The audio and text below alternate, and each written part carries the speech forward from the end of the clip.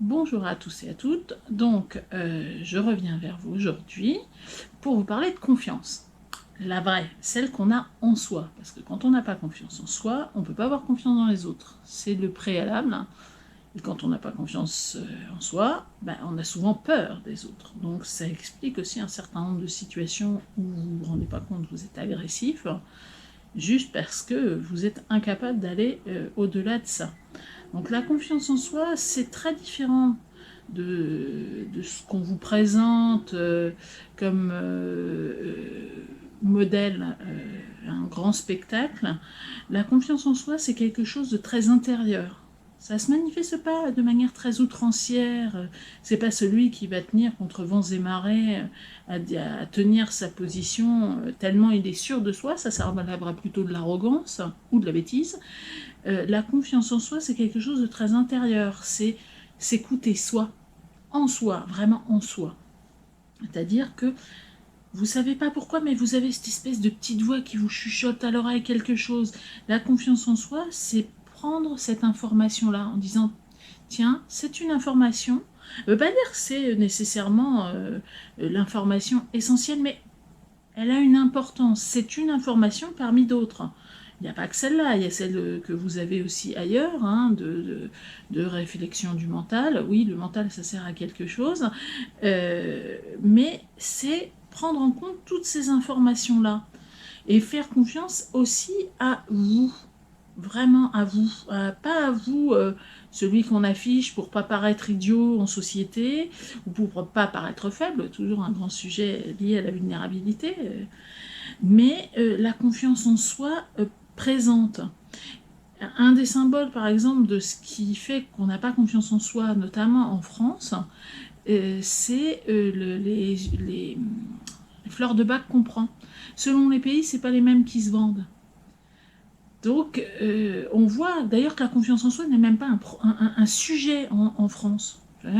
On veuillez pas d'être un peu centré sur ce pays, mais je le connais bien et si on veut avancer ici, il faut qu'on bosse sur ceux qui relèvent de ce type de comportement. Je pense qu'ils ne sont pas les seuls, c'est extrapolable ailleurs, mais voilà, la confiance en soi, c'est pas ce qu'on apprend à nos enfants. On leur apprend pas ça à nos enfants, ce qui n'est pas vrai, par exemple, d'un pays aux États-Unis où on sera beaucoup dans la récompense, dans bah, t'as fait quelque chose de bien, on va te mettre en avant. Les premiers à critiquer et à se critiquer, c'est les Français eux-mêmes. Quelqu'un qui va parler un bon anglais sans accent sera moqué. Alors qu'en fait, c'est une grande richesse de savoir parler une langue étrangère. Non, en France, on s'en moque. Parce que, bah, comme on n'est pas capable de faire soi-même, c'est plus facile de se moquer de celui qui est différent. Donc de celui qui a, en l'occurrence, plus de connaissances que soi. Donc il y a vraiment quelque chose de cet ordre-là sur la confiance. Et la confiance qu'on s'accorde. On est beaucoup avec une société très pyramidale. Et donc, où la société vous explique que non, celui qui sait mieux que toi, c'est le prof, celui qui a fait des longues études, celui qui a des responsabilités, ou ton responsable en entreprise, alors que c'est pas nécessairement vrai, mais on vous apprend à déléguer votre confiance. Non, elle se délègue pas, elle est à vous, elle n'appartient qu'à vous. En revanche, quand on est en déficit, ça relève de l'estime de soi aussi, par exemple. Une grande notion traitée beaucoup en développement personnel. Alors que quand vous avez vraiment confiance en vous, vous avez beaucoup moins de soucis. La confiance en soi, c'est la confiance dans son discernement aussi. En disant, ok, il y a des gens qui ont des savoirs, il ne faut pas cracher dessus. Personnellement, je n'ai pas fait ni médecine, ni construction de maison. Donc, quand je m'adresse à un professionnel de l'art, quel que soit le dit art, je pars du principe que la personne en face de moi sait de quoi elle parle. Mais ça ne m'empêche pas de faire travailler mon discernement. Et aussi ma confiance en moi. En disant non mais là, il y a un truc que je ne comprends pas. Bon, des fois, c'est vraiment de la méconnaissance, et dans ce cas-là, on se fait expliquer. Mais d'autres fois, c'est tout simplement que la personne en face de vous n'est pas honnête. Ça peut arriver. Donc, c'est ça, la confiance en soi, c'est ce ressenti très intérieur où vous vous dites j'ai les ressources pour faire face. C'est ça la confiance en soi en fait, c'est j'ai les ressources pour faire face. Je suis capable de, vraiment, profondément. Donc ça exclut le côté je sous-traite à l'autre. Le fait que l'autre me dise c'est ça qui est bien ou c'est ça qui est pas bien. Ce qui est très difficile de sortir là-dedans parce que c'est très confortable. Dire non mais c'est pas moi j'y connais rien, j'ai fait confiance aux experts. Oui, mais les experts, ils ont leurs limites. Et les experts ne vous dispensent pas de faire preuve de vous, votre discernement, de vous, votre intelligence, et de ne pas digérer tout cru ce que vous voyez ou ce que vous lisez. Et encore, ce qu'on lit, c'est encore différent, parce que ça... mais ce qu'on voit à la télé, notamment, c'est extrêmement formaté, on nous montre ce qu'on a bien envie de nous montrer, donc ça part du principe qu'il faut que les gens soient honnêtes. Mais comme nous, on considère qu'ils ne le sont pas, ben on a passé commande, donc ils ne le sont pas.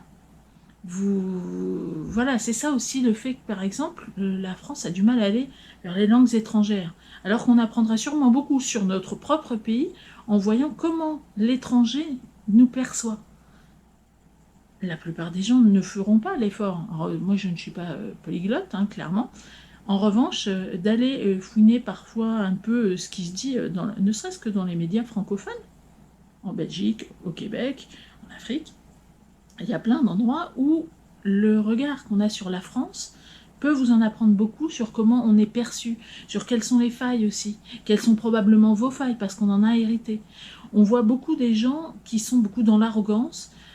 Est-ce que l'arrogance, c'est pas de la peur? Enfin, c'est pas là pour cacher le fait qu'on a peur, en fait, et qu'on n'est pas sûr de son coup, et qu'en fait, on est blindé de doutes et qu'on ne veut pas le montrer.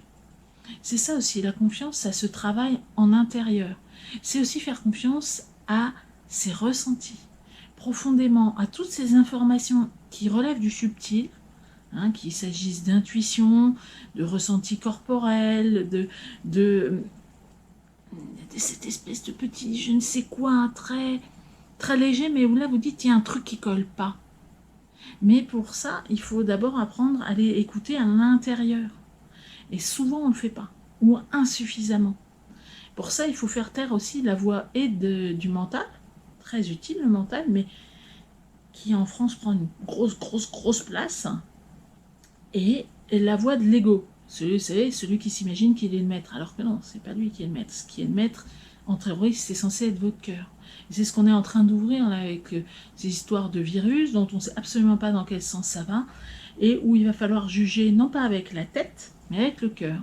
Et donc il va falloir ouvrir le cœur, mais pour ouvrir le cœur, il faut avoir confiance dans les capacités de notre cœur, de notre affectif, de notre émotionnel, à juger des choses et des gens.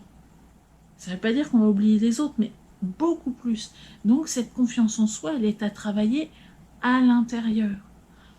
Une amie me disait qu'elle aimait beaucoup les petits bonhommes allumettes, hein, parce que ça lui permettait de travailler beaucoup de choses. C'est pas nécessairement mon école, je sais que c'est très efficace, mais ça peut être une technique à essayer pour justement couper avec tous ces bruits un peu parasites qui vous empêchent de vous recontacter vous en vrai au fond, et qui vous empêchent d'aller chercher votre confiance en vous.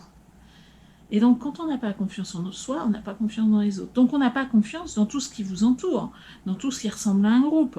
Vous êtes dans une association, ouais, mais alors, la présidente, vous avez des doutes sur son honnêteté, votre responsable en entreprise, celui-là, c'est un mafieux,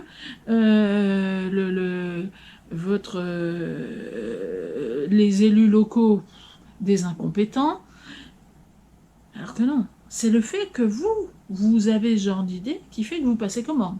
Hein, je vous en ai déjà parlé, des fameuses commandes à l'univers, hein, dans le cadre amoureux, mais c'est vrai partout.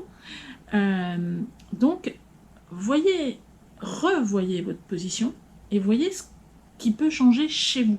Parce que quand vous changez vous en interne, ça a des effets externes.